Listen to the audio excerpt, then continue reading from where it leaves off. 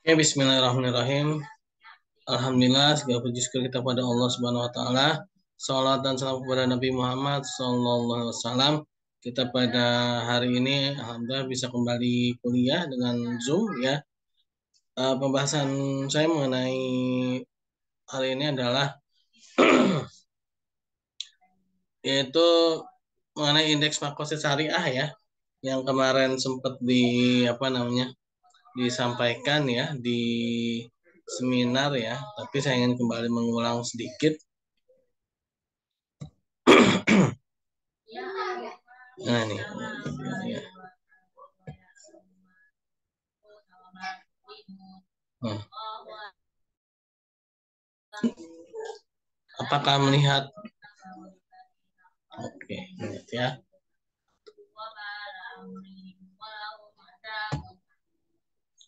Mengenai indeks makosid syariah, tapi sebelumnya kita sedikit bahas tentang makosid syariah itu ya.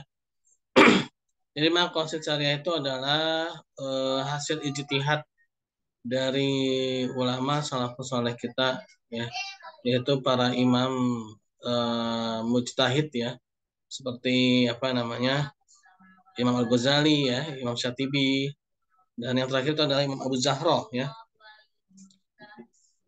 Nah, nanti ini ada sangat baru dengan manajemen keuangan ya. Nah, jadi dalam muamalah ini ya, yaitu adanya tujuan ya, ada tujuan dalam syariah yaitu muamalah dan ibadah ya. Kalau kita dalam muamalah, yaitu adanya hukum-hukum ya yang disyariatkan oleh Allah Subhanahu Wa Taala, yang tidak lain adalah untuk kemaslahatan hamba Allah Subhanahu Wa Taala ya. Jadi kenapa sih dalam manajemen keuangan ini harus syariah gitu ya? Jadi ada sesuatu yang akan pelajari tujuannya gitu ya. Ini dari Imam Syatibi mengatakan bahwa hukum-hukum yang disyariatkan tidak lain adalah untuk kemaslahatan hamba. Adapun inti dari maqasid syariah adalah untuk mewujudkan kebaikan sekaligus menghindarkan keburukan ya. Nah, jadi dalam manajemen keuangan syariah ini ya, itu ada hal-hal yang harus kita hindari ya. Atau menarik manfaat dan menolak mudarat ya. Dalam bahasa yang lebih singkat, tujuan tersebut adalah untuk mencapai kemaslahatan individu dan masyarakat dalam rangka memelihara tujuan syariat ya. Nah, pasti kita tidak boleh tidak boleh melakukan penipuan, tidak boleh goror ya. Karena itu untuk melindungi ya. Untuk melindungi manusia itu sendiri ya.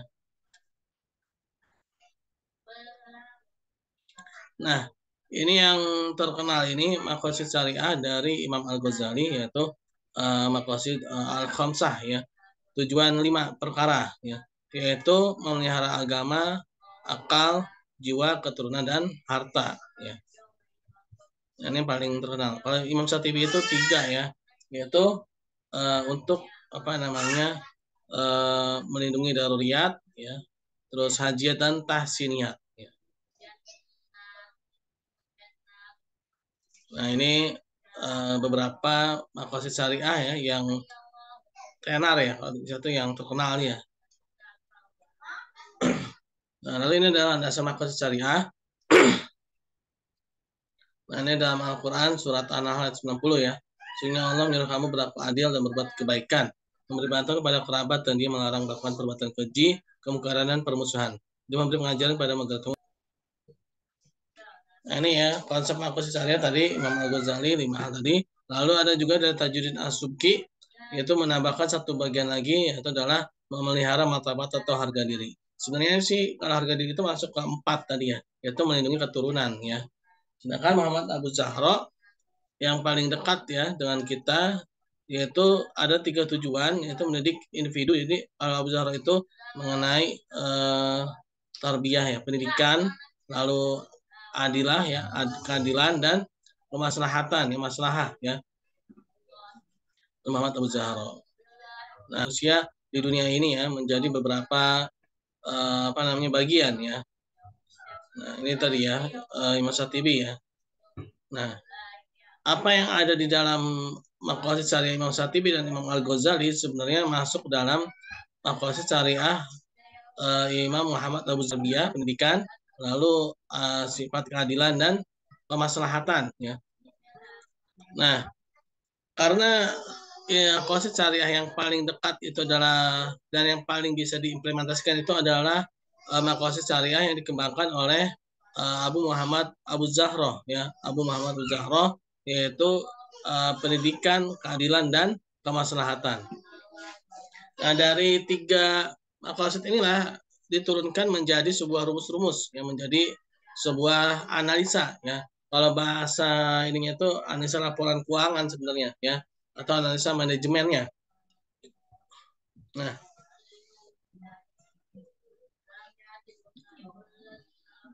makosid syariah yang dikembangkan oleh Muhammad Abu Zahro itu dikembangkan lagi oleh Muhammad Mustafa ya, menjadi beberapa indikator-indikator ya, rasio-rasio.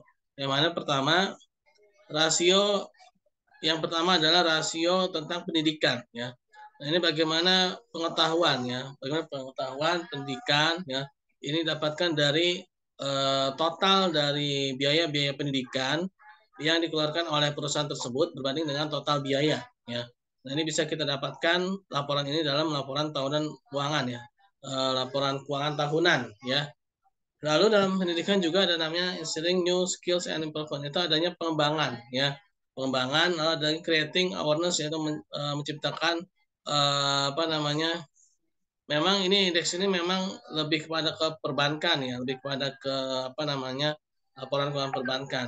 Nah, tapi bisa juga sih sebenarnya untuk perusahaan-perusahaan syariah yang lain ya. Yaitu dengan catatan laporan keuangannya harus memiliki laporan keuangan yang terpisah antara laporan zakat dengan laporan laba ruginya ya, dan juga laporan dana-dana kebaikan ya, atau dana-dana non halalnya ya. Nah, kita kembali lagi ya pada edukasi ya. Edukasi itu ada dua ini ya, dalam advancement of knowledge itu ada dua, itu education grant dan ada riset ya. Yaitu bisa kita dapatkan dari laporan keuangan tahunan, indeksnya yaitu dari biaya riset berbanding dengan total biaya ya. Nah, lalu training ya, yang D2 ini ya, yaitu biaya training dengan total biaya. Lalu biaya apa namanya, publicity ya, pemasaran ya, dengan total biaya. Nah, itu yang edukasi ya, yang tarbiyah ya, pendidikan ya. Lalu establishing justice ya, ini keadilan. Nah, ini fair returns, yaitu bagi hasil yang fair, bagi hasil yang adil gitu ya. Ini bisa didapatkan dari laba ya, laba dari apa namanya, sistem bagi hasil yaitu mudharabah dan musyarakah berbanding dengan net or investment income, itu pendapatan dari investasi ya. Ini bisa didapatkan di dalam laporan laba rugi ya, kalau yang net or investment income ini ya. Nah, profit equalization reserve juga bisa didapatkan dari laporan laba rugi, tapi biasanya kalau laporan tahunan itu dalam laporan RUPS itu biasanya lengkap, jadi udah dipisahkan ya, laporan khususnya ya. Lalu yang kedua dari establishing justice ini adalah cheap product and service ya. Nah, ini bagaimana fungsi dari pendistribusian. Nah, ini rasionya adalah rasio dari pembiayaan mudharabah dan musyarakah ya, berbanding dengan total seluruh investasi ya. Nah, total seluruh investasi ini ada di dalam laporan neraca ya. Pembiayaan mudharabah dan musyarakah juga ada di dalam neraca. Nah, jadi kalau yang R5 ini ya, ini R5 laba rugi, kalau R6 ini dia ada di dalam laporan neraca ya. Nah, lalu elimination of negative elements that lead injustice. Nah, ini mengurangi nilai-nilai yang negatif ya, elemen negatif yang bisa mengurangi sesuatu yang tidak adil gitu ya. Yaitu interest free product ya. Yaitu produk-produk yang apa namanya, yang bebas dari bunga ya. Nah, ini interest free income, itu pendapatan yang bebas bunga ini ya, berbanding dengan total income ya. Nah, ini bisa kita dapatkan dari laporan laba rugi ya. Nah, jadi ini pendapatan dari apa namanya, seluruh pendapatan ya dikurangin dengan interest free product ya, interest free income, yaitu pendapatan semuanya dikurangi dengan pendapatan yang ada interestnya atau bunganya, ya. Nah, ini kita dapatkan dari laporan laba rugi. Lalu kemaslahatan itu profitability of bank, itu tingkat keuntungan dari bank, yaitu profit ratio net income berbanding total aset, ya. Ini adalah rasio dari laporan laba rugi dengan neraca, ya. Lalu redistribution of income and wealth, ya. Nah, ini personal income itu bagaimana pembayaran zakat dan net aset, ya, aset bersih, ya, itu ya, aset dikurangi dengan pembiayaan, ya. Lalu investment in vital real sector. Nah, ini investment ratio in real sector itu investasi dalam real sector, ya. Investasi real sector itu seperti mudharabah, musyarakah, murabahah, ijarah, istisna, ya. Nah, lalu dengan total investasi, ya. Nah, ini juga di dalam laporan tahunan, ya. ALK, ya. Analisis laporan keuangan ini adalah ALK-nya syariah, ya. ALK-nya syariah, yaitu bagaimana rasio-rasio dari laporan keuangan syariah itu, yaitu secara murni di sini, ya. Nah, jadi kita sudah punya istilahnya itu sesuatu yang yang benar-benar memang lahir itu dari syariah, ya. Nah, edukasi ini yang tadi saya jelaskan, ya. Edukasi grant itu biaya pendidikan yang dikeluarkan berbanding dengan total biaya, ya. Riset yaitu riset yaitu biaya penelitian berbanding dengan total. Dari sini kita bisa mengambil pelajaran bahwa yang namanya syariah itu, ya, secara syariah itu laba yang besar itu belum tentu menggambarkan kesyariahan, ya. Nah, justru ketika education ininya, ya, education yang diharapkan menjadi besar gitu kan, ya. Kan teman-teman tahu sendiri, ya, bagaimana kalau biaya besar itu berarti apa? Laba tuh kecil gitu kan, ya. Nah, justru dalam syariah itu dia tidak selalu memandang pada laba, ya. Nah, lalu fair return, ya, ini kalau ini memang salah satu Nah, sebagai hasil itu memang membutuhkan sistem kepercayaan, sistem yang namanya tuh trust, ya, percaya. Nah, ini memang sesuatu yang sulit, ya. Mudharabah musyarakah itu dia investasi kan. Nah, beda dengan murabahah, ya. Beda dengan ijaroh, ya, yang mana udah ada barangnya gitu kan. Istisna, ya. Salam itu kan barangnya udah ada setidaknya. Tapi kalau mudharabah musyarakah itu kan barangnya belum ada, ya. Nah, tapi di sinilah yang akan dihitung gitu, ya, yang akan dimasukkan menjadi angka, ya.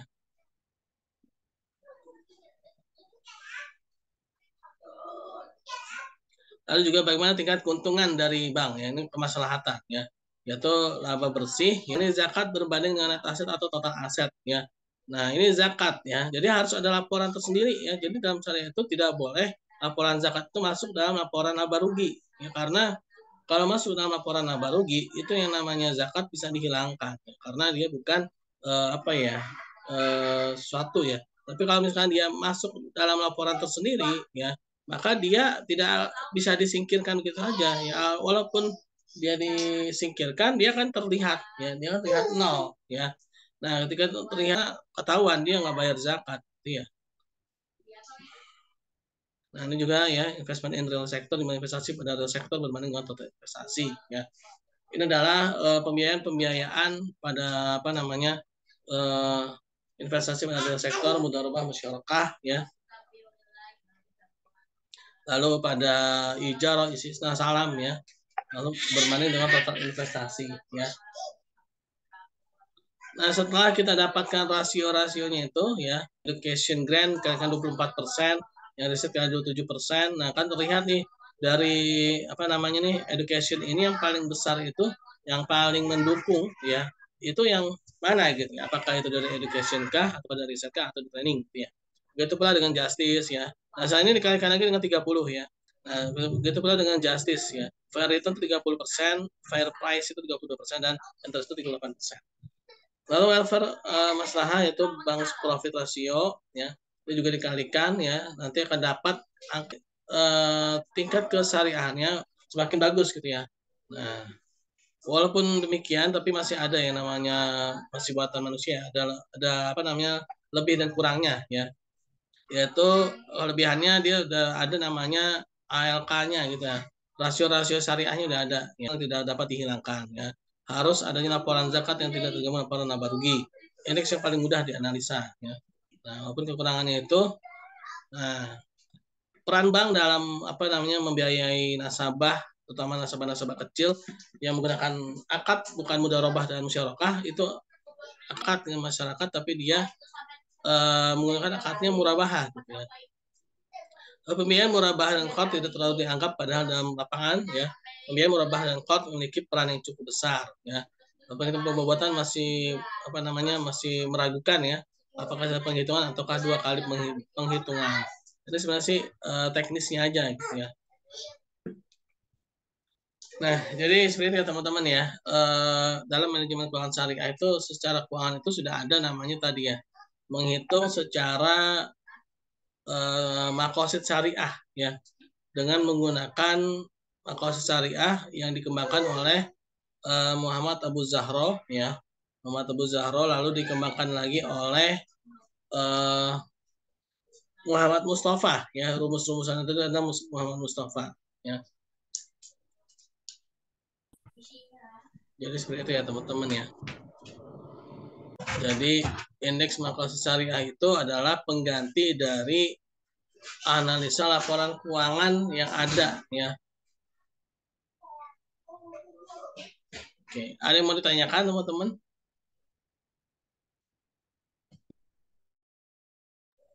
Tidak ada.